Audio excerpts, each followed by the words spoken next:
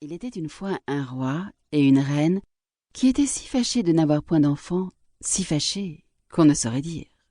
Ils allèrent à toutes les eaux du monde, vœux, pèlerinages, menues dévotions, tout fut mis en œuvre, et rien n'y faisait. Enfin pourtant la reine devint grosse et accoucha d'une fille. On fit un beau baptême. On donna pour marraine à la petite princesse toutes les fées qu'on put trouver dans le pays. Il s'en trouva 7, afin que, chacune d'elles lui faisant un don, comme c'était la coutume des fées en ce temps-là, la princesse eut, par ce moyen, toutes les perfections imaginables.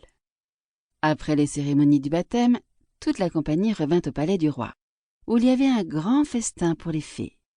On mit devant chacune d'elles un couvert magnifique, avec un étui d'or massif, où il y avait une cuillère, une fourchette et un couteau de fin or, garni de diamants et de rubis.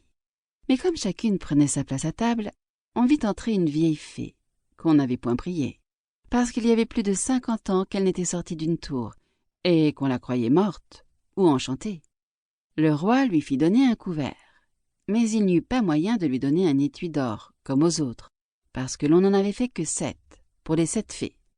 La vieille crut qu'on la méprisait, et grommela quelques menaces entre ses dents.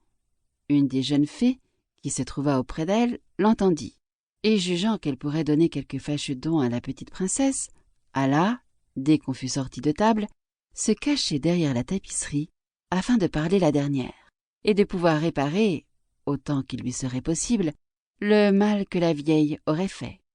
Cependant les filles commencèrent à faire leurs dons à la princesse.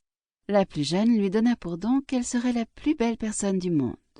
Celle d'après, qu'elle aurait de l'esprit comme un ange. La troisième, qu'elle aurait une grâce admirable.